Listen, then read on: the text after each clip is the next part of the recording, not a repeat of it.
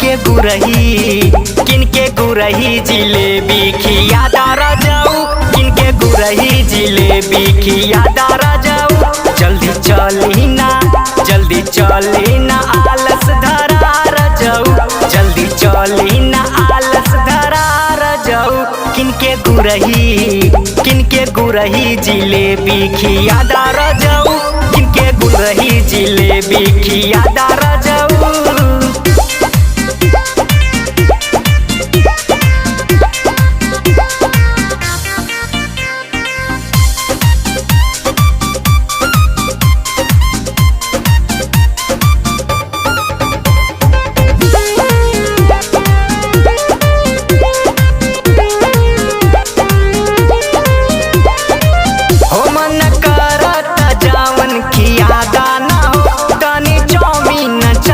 चटादा ना हो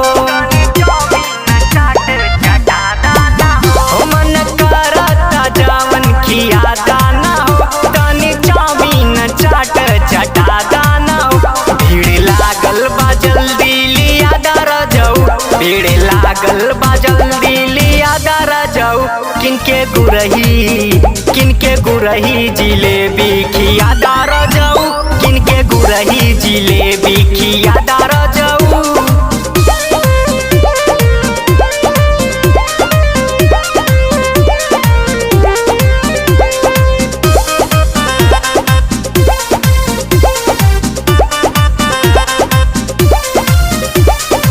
हो आज खर्चा से जानी तू भागा ना हो, कृपा धीरज रखा जागा ना हो।